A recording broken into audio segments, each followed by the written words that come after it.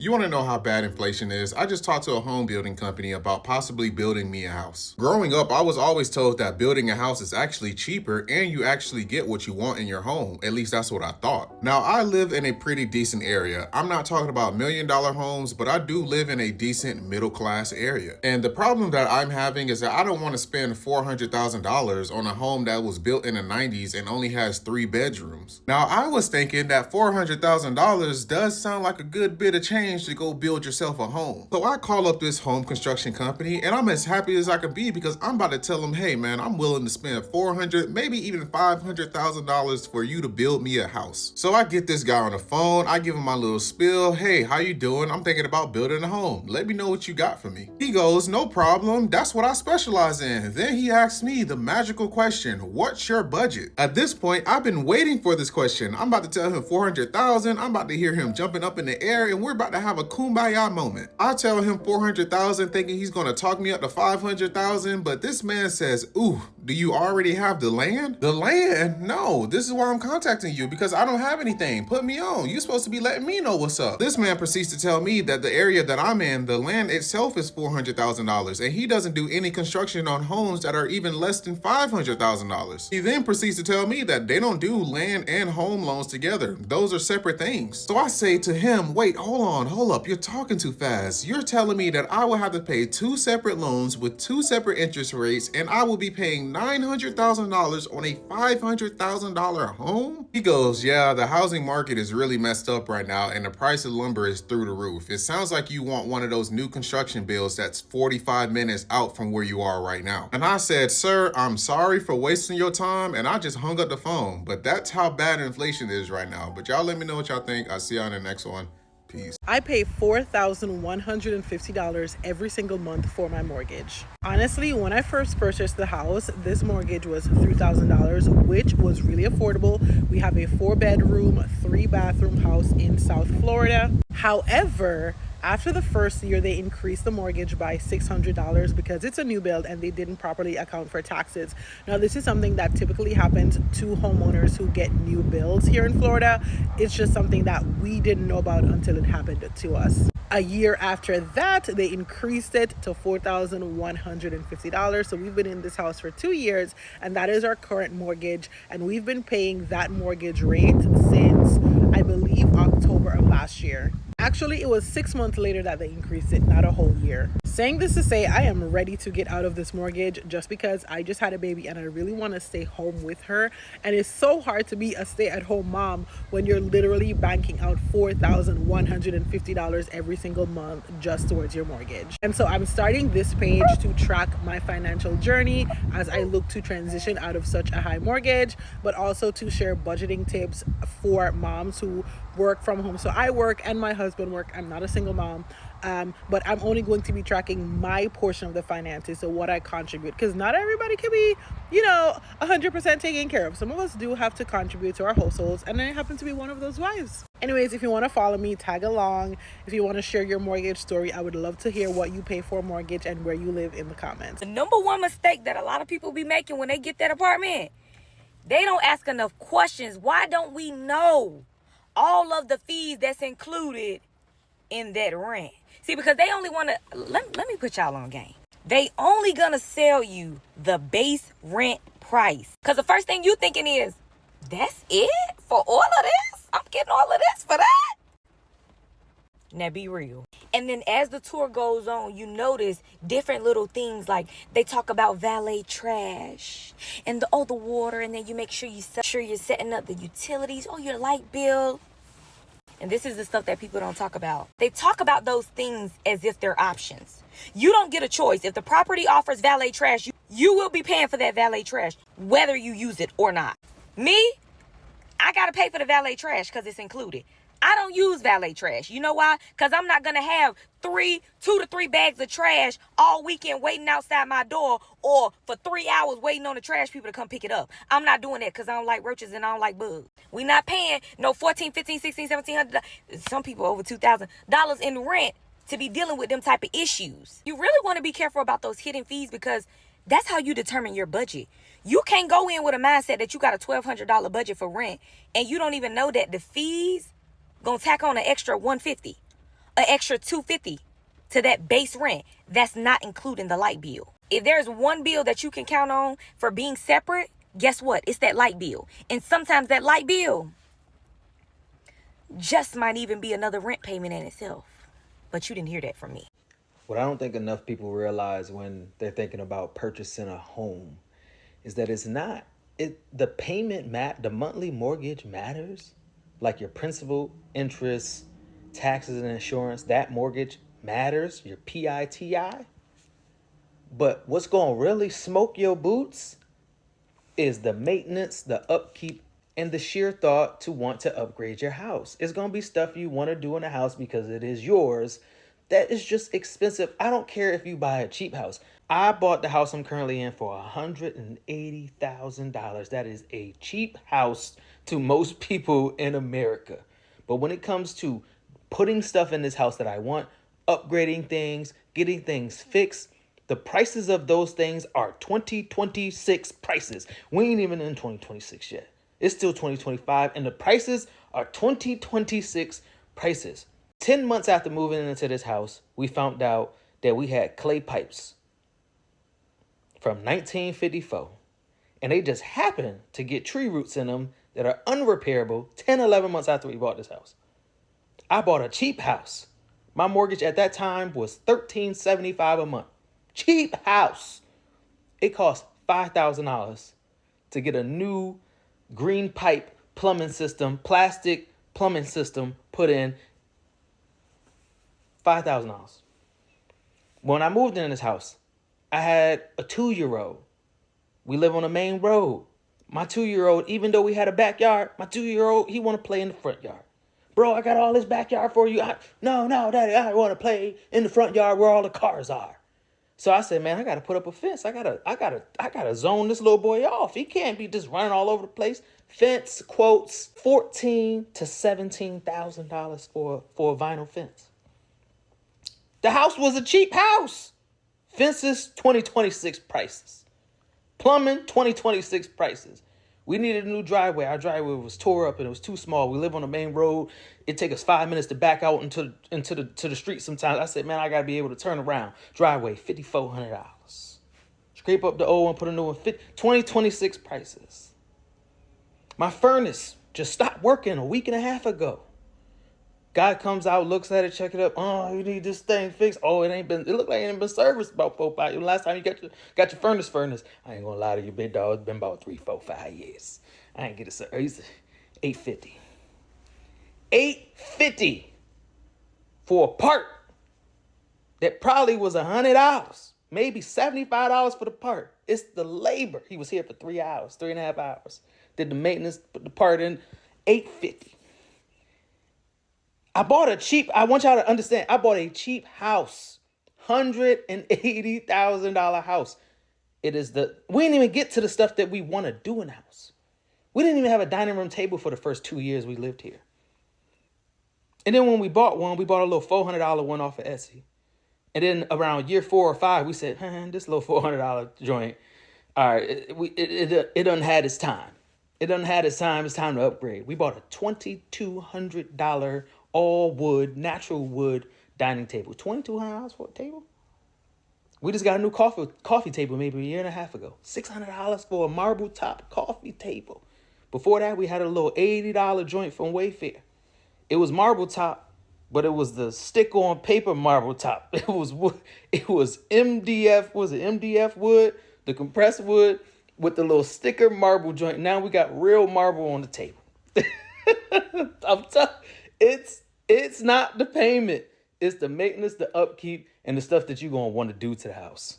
Factor in all of it. Do not buy a house, not unless you mentally, financially ready. Don't let nobody force you into that shit. I have a home warranty, and then I also have home insurance, something that you have to have. The home warranty costs me $1,400 a year. Anytime any appliance breaks down in my home, I pay $100 service. They will send out a company. It's up to the company on how they write it up. Sometimes they gonna fix it. Not, it's on the homeowner to fix that shit. Now, home insurance is paid also with my mortgage. The difference is it's gonna help if something happens. You have a storm, a fire, anything big, devastating. Your home insurance is supposed to come in and save you. Them bitches don't. You fuck around and file a claim and they don't feel like it's justifiable. Now you got a claim just sitting on your insurance, okay? Meaning they denied you. And sometimes you have to fight with these insurance companies to accept your claim. Let me tell you how I found that shit out. There's 3 leaks, okay? The first one is noticeable. It's upstairs in one of my bedrooms. Guess what? It's the motherfucking roof, bitch. My home warranty people, I can call them. They're going to just come patch it up. My home insurance people, I'll call them, file a claim. They're going to have an adjuster come out, look at it. Then they're going to decide if they want to do it or not. So I got 3 fucking estimates for this goddamn roof. That shit was not fun. One of them told me, we'll go ahead and do it for $25,000. We will file a claim. And if the claim does not go through, just understand there's a possibility that you just may have that on your insurance because it's up to the insurance company if they want to file through or not. The other 2 companies come out. They both say, oh no, your insurance company ain't gonna cover this. This is normal wear and tear. One company told me $32,000. The other one told me $26,000 with a 15-year warranty. I end up going with them. So yes, bitch, $26,000 for the roof alone. I'm mad as fuck. And you better have good credit too. Not unless you just got $26,000 or a couple thousand, 40, 50,000 sitting around to where you could pay for these fucking home improvements that may need to be done. Now I check my water bill, bitch. My water bill done hit skyrocket. I'm like, hey y'all, can you tell me why is my bill so high? I've never paid this much for a fucking water bill. The lady tells me, cool as fuck. Shout out to the lady at the water department. She's like, take a pack of Kool-Aid, go put it in the back of your toilets. Mind you, I got 5 fucking toilets, okay? Wait about 3-4 hours, sometimes a little less. Check the bowl of the toilets and see if you see Kool-Aid in it. Bitch, I see Kool-Aid in 2 of the toilets. So I say, fuck it. We're going to go ahead and just get the toilets replaced. $3,495. I didn't know that the little wire that goes from the toilet to the wall, I was going to need a longer one. Extra $250 for that. So now we up to what? $3,795? Oh yeah, bitch. Then it gets worse. Because now I call the water department. She's like, oh, you still have a leak. The meter is running up. And we going around checking on the ground to see if there's any wet grass, any soaked mud to where we can see, well, where's the other leak? We done replaced the toilets. What's the fucking issue? He's like, oh, it's on the city side. Well, I call the water department. They come out here, dig the shit up right next to the meter, and there's a goddamn leak. But guess whose side it's on? Mine, the homeowner, meaning you're responsible to replace that shit. I'm pissed because this motherfucker didn't know. Let me open up the valve so the goddamn pressure from the water being off comes out, and then I'm gonna have y'all turn on the bathtub so the water will trickle so it don't bust the pipe again. He never opened up the valve, y'all, so the shit busted. He didn't get the shit done right until the 3rd time. Mind you, that's another $575. Bitch, I'm livid. Do not buy a fucking house, not unless you ready. All the money I done put into this motherfucking house that I will never get back. I could have bought me a motherfucking Chanel bag, bitch. I could have bought me the Chanel rain boots. Bitch could have been in Tokyo some motherfucking where. God damn it! Don't get me wrong. It's a great investment, bitch. Home equity, all that shit. But remember, if you refinance or pull any money from that home, you got to pay that shit back, bitch. Real shit. Oh, go buy a home, go buy a home.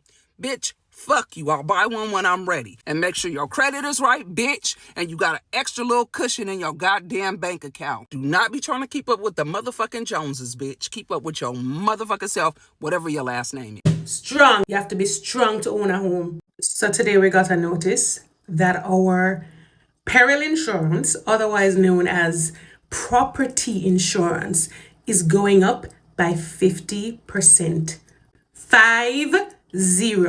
We've never made a claim and we've been paying this mortgage for many years. And so when people tell you that home ownership is not for the weak, believe it. Hi, my name's Reed. I've been saving the past couple years to buy a home, and I have enough money for a down payment, but I think I've changed my mind. I've been doing a lot of research on buying homes, like what I would qualify for, what kind of loans and grants and things I would qualify for. I've been looking at the return on investment in the area that I'm particularly looking and buying, and it is pretty good, but I am not ready to take the responsibility of maintaining a home. I feel like growing up, I was always taught that buying a home is just like a part of life, But as I started to really research, I'm like, okay, well, if something goes wrong with the plumbing, that's on me. If like something stops working, that's on me. Whereas right now I rent basically a small 2-bed, 2-bath home, and everything's taken care of. As soon as something's gone wrong, fixed. I also live in Texas in a metropolitan area. The taxes here are crazy. Property tax is insane. Quite honestly, the only thing that is pushing me still towards buying a home is giving this little girl a yard. I think I fully regret buying a house now. Like, it's not the worst choice I ever made, but it's so expensive. But at the same time, it's exactly what rent would be costing me anyways. I'm almost an hour away from where I want to be and almost an hour away from work. It's a lot of upkeep, a lot of maintenance. I feel like the housing market could crash at any minute, and interest rates were high when I bought it, and so were prices. I rationalized it by telling myself, well, it's the same amount as rent and I should get something back out of it at the end of the day, which honestly at this point might not even be true. And I'm far away from everything and I have an hour-long commute and I'm tired and I'm in a 3-bedroom house and I live alone. I'm very thankful that I'm able to do this. Don't get me wrong. I just don't know if it was the right choice and I'm stressing over it right now. I've only been here for like 8 months. I don't know what to do. Why do people think it's cheaper to buy a house than to rent an apartment? Y'all don't know this, but for the past 3 or 4 months, I've been working with a realtor trying to figure out when I can buy property, where I can buy property in Atlanta, programs that'll help me with the down payment and all of this, because I really want to buy a house here by next year, by the time I get out of this lease. But looking at the housing prices in the housing market, bro, it's literally cheaper to rent an apartment for a year. If your rent is $2K a month, that's $24K. I think to buy just a house here, like a regular house that you're gonna have to fix up, you probably spending $300K for something nice, and it's not gonna be in a good neighborhood like that. And you gotta put 10% down, which is $30K. And then the programs that are able to help me, HFA or whatever, they give you upwards to $20K, so you still got to put $10K down. By the time you rent an apartment, it's only $24K a year, which, I mean, where else can you stay and save up $24,000? It's hard in this economy. And I've had people telling me, like, nah, like, I bought a house. Like, this one guy commented on my YouTube, and he was like, I'm 60 years old. I bought a house in Midtown Atlanta 30 years ago. Bro, do y'all realize 30 years ago, even 10 years ago, the cost of living is not the same as it is now? Like, I'm just tired of people saying, I would not pay $2K, $2,500 a month in rent. I would rather buy a house. Bro, do you know what you have to go through to buy a house? Do you know the inspection, shit you probably gonna have to fix, buying an older house? Because for the prices that y'all are thinking that people can afford a house for, it's not going to be a new build. I'm sorry. Not in Atlanta. But yeah, before you guys just be like, it's cheaper to buy a house. Yeah, the mortgage may be $1,500 versus paying $2,500 for rent. But the shit you got to go through to get to the point of having that mortgage is crazy. And don't even count HOA in there. HOA fees can be upwards to $1,000. Like, I just really want people to think. And if you have advice on how I can get a home, please comment down below. Please DM me and text me, because I'm trying to get a home next year. I'm getting all my debt and finances in order this year so I can do it. But yeah, that's my little TED talk. Living in California is fucking ridiculous, let alone raising a family in California. We genuinely can't afford a home that would fit our entire family of 6. And if it's not the homes that are getting you, then it's your utilities that are randomly just starting to double. And if it's not the utilities, then you can bet your grocery bill is probably going to do it to you. It's like climbing this uphill battle that you'll never win. Luckily, me and my husband were on the same page, so we're leaving California. But how do people do it here? Because you can't save money here. And unless you're some millionaire, you're living paycheck to paycheck no matter what you do. I lived here all my life, and it's sad that I have to leave because it's just impossible to make it here. And then we have our parents' generation telling us, oh, you just need to work harder. It's not the same. Our money now does not go as far as the money back then, no matter what they say. It's just genuinely a struggle, and I don't get it.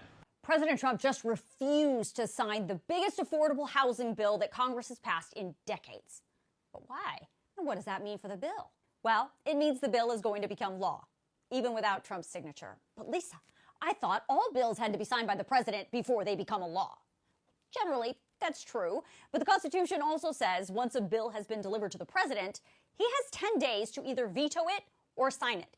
If he does neither, that bill becomes a law without his signature. And as of today, time's up.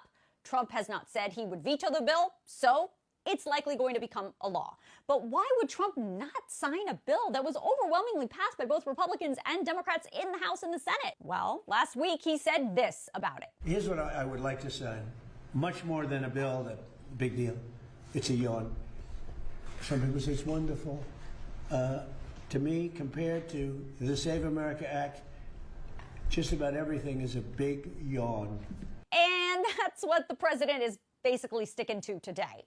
Not the yawn part, but he said in this social media post that he was not signing the affordable housing bill as a protest because he wants the Save America Act passed instead. That bill includes the requirement to prove your citizenship with either a birth certificate or a passport before you can even register to vote, ID when you actually cast your ballot, and the elimination of mail-in ballots, among several other things. Trump says it's all caps crazy that lawmakers refuse to pass that bill. He then said if the Democrats or any rhino working with them do not vote yes on the Save America Act, he wants Republicans to, all caps, terminate the filibuster and then just jam through every other bill that true Republicans have ever dreamt of. Okay, a few things here. Trump's been saying this for months, but the facts are this. According to the Republican majority leader in the Senate, the Save America Act, as it's written today, does not have the votes to pass. It does not have a simple majority, and it certainly does not have the 60 votes required to overcome the filibuster. Why? Spoiler alert, because lots of Republicans like mail-in ballots. The ability of their voters to vote by mail, mostly with no excuse, helps them. They don't want to hurt their own chances of being reelected. Now, there are parts of the Save America Act that may actually have enough support to pass. If it was broken up into pieces, it's possible the voter ID piece may pass. But Trump refuses to allow that to happen. He wants the whole thing passed altogether. And if he can't get it, he wants Republicans to kill the Senate filibuster. And as I mentioned, even if they did that, as it's written today, Senate Republicans don't have the votes within their own party to get the simple majority needed to pass the Save America Act. So killing the filibuster wouldn't really change anything. And most importantly, the Republican majority leader and lots of other Senate Republicans don't want to kill the filibuster. They're thinking long term, long after Donald Trump's presidency is over. They're thinking about what would happen if Democrats took control of the Senate. Senate Republicans want to be able to use the filibuster as a way to block what they see as controversial pieces of legislation that Democrats are going to absolutely try and jam through. As for Trump's other claim that Democrats will terminate the filibuster within the first hour of taking over, I don't know where he's getting that. No one has said that recently. Democrats and Republicans have both floated the idea of getting rid of the filibuster in the past, but they never do it because there's always a pretty large strategic group of them who are thinking long term. The last curious thing that Trump did today by not signing this affordable housing bill is depriving Republicans of the attention they want. They wanted him to make a big deal about this bill. They wanted him to have a big fancy signing ceremony at the White House so they could generate a bunch of publicity, so then you, the voter, would know all about it. And so then they could take that message on the road and campaign on it ahead of the midterm elections and tell you, the voter, that they're tackling the affordability crisis. But by not signing this bill, politically, Trump is saying his priority of the Save America Act is more important than the number one thing voters care about, which is affordability. We need housing, not handcuffs. We have a housing crisis in this country. Every time the rent goes up $100, homelessness goes up 9%. Let me say it one more time. Every time the rent goes up $100, homelessness goes up 9%. Homelessness is a housing problem. And you have no solutions for us here. You're talking about, again, trying to hide a problem rather than fix a problem. It is both cheaper and less challenging for us as a nation to keep people housed than, yes, to help them when they're on the streets. We need to help people when they're on the streets, but we need to fund rental assistance, transitional housing, permanent supporter housing, shelters, all this suite of services that help us keep our people on top of a certain line. Because it does cost more, and it is harder, but it doesn't mean we shouldn't do it. And the president that you follow and that you are lauding wants to make a historic cut to the few services that we have so we can keep people from off the streets. And I think it's despicable. And you come here and try to act like there's a problem with us because we have a problem with you working to criminalize homelessness. People see beyond it's that. already criminal. The D.C. City Police are not enforcing it. So what do you want us to do? The tool you want to give federal law enforcement is allow them to go and arrest people who are sleeping on the streets because they have nowhere else to sleep. We shouldn't be criminalizing homeless people for the failures of government. Let's step up. Let's try to work together and ensure that we eradicate homelessness and fix this housing crisis. Maybe Americans aren't actually giving up on the American dream. Maybe they are giving up on the fashion of American dream they were taught to expect. For decades, the formula seems straightforward. Get a good job, save some money, buy a house, build equity, raise a family, and eventually have something valuable to pass down. But the math has changed. The price of the house is only the beginning. There is the down payment, the mortgage, property taxes, insurance, repair, maintenance, and everything else a family still need to pay for after the mortgage is gone. And that's why the most interesting part of today's housing story isn't simply that home are expensive. It is that some Americans are beginning to question whether stretching themselves to buy one is actually worth it. And here is the twist. Affordability has started to improve in part of the country. Redfin says the income needed to afford a typical home has fallen from its recent peak, while Silo expects affordability to improve in more markets. But for many buyers, improvement doesn't mean affordability. It just means slightly less impossible. And that's why you are seeing people consider different versions of the dream. A smaller house, a cheaper city, a longer rental period, or sometimes no house at all. Maybe the American dream isn't disappearing. Maybe Americans are rewriting it because for the next generation, success may not mean owning the biggest house they can qualify for. It may simply mean having enough financial freedom to breathe. And perhaps that is the question America hasn't fully answered yet. Is home ownership still the goal? Or is financial security becoming the new American dream? Tell me in the comment section. I will see you in the next video. Bye-bye.